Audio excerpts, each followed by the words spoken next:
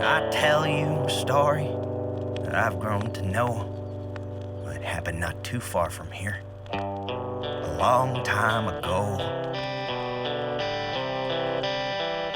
It takes place in a land where homes reached up toward the sky, a sight not unfamiliar, surely you drove by. A city of billboards stretched to the horizon where their folks lived, encased in advertisements. The story ain't about a city, it's about a young man who ran his own billboard at the edge of town. Now, locked away from the world in his narrow abode, he had one job in life: to advertise what he was told. And inside the little billboard, the operation was family run, passed down through the generations, father to son.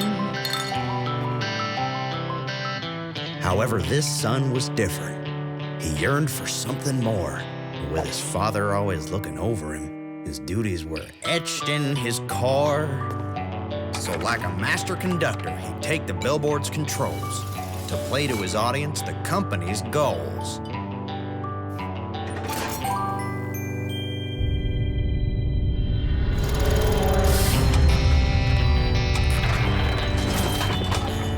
Sweet slogan of Hogan. With surprise, he declared, I'd better find out what's broke before I choke on this smoke. But the tear in the sign brought a shimmering light. What a beautiful girl. He'd never seen such a sight. In the garden below, a flower she groomed. With her delicate care, his thoughts were consumed. He found in her an immediate love. You know, the kind of cheesy stuff that only poets write of.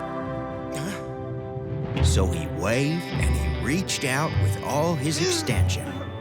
But high on the billboard, he could not get her attention. And as he lay sprawled on the floor, his attempt at a bust, his father looked down at him in scowling disgust. I got it.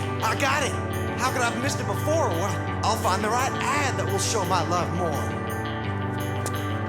So we searched through the archive from below to above.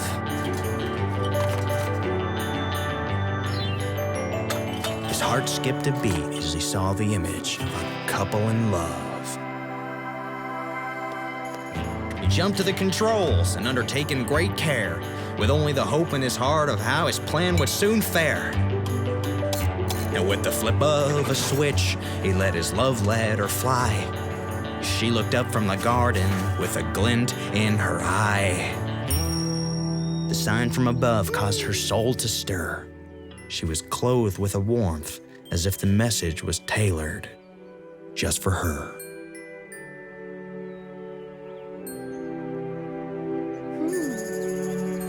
And in a flash, she was off and filled with a fresh purpose. But soon she returned with a brand new purchase. Now our hero dejected, well, he didn't have it in him to quit. He'd make his love requited through cunning and wit. He spent the next 24 years and kept changing that sign in order to find the one message that would make her mine. His.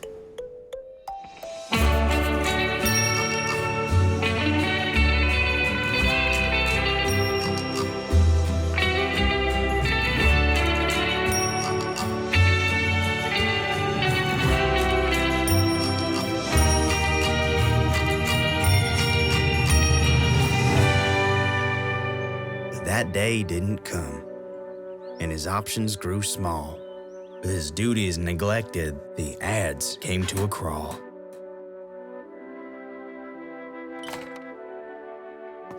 But he still kept on trying to get his love letter told, as the sign withered with him now, dusty and old.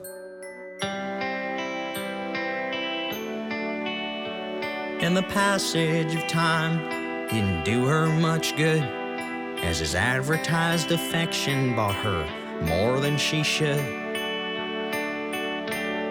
With hope nearly gone, he let out a sigh, remembering the lonely years that passed them both by.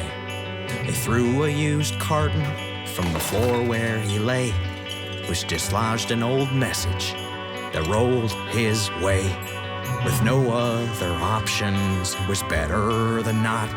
With a shrug of his shoulders, he decided to give it one last shot. As expected, with another buy she returned, but tossed it in loathing, thinking to herself it made her no happier than the clothing. The new addition was more than her small home could take. With a low rising rumble, the house started to break. It came down a-tumbling. Her junk spilled out on the lawn. She looked up at the billboard as anger started to dawn. She grabbed the nearest appliance to return to the sender. From inside the billboard, our man was hit with a blender. Our hero's frustration turned into rage. He ripped through the billboard in destructive rampage. He smashed the computer and kicked down the archive. He stared down the mailbox and at it he died. In one final act of rebellion, he tore his father's picture from the wall and tried to place it back gently as the sign started to fall.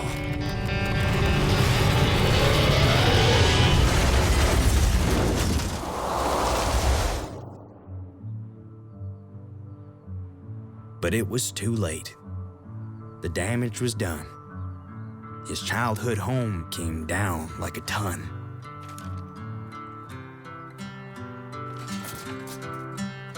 With the billboard in rubble and his house all destroyed, our poor man stood standing. He was now unemployed. So we walked right up to her, timid as a lamb, and said, "Nothing says I love you like a ham."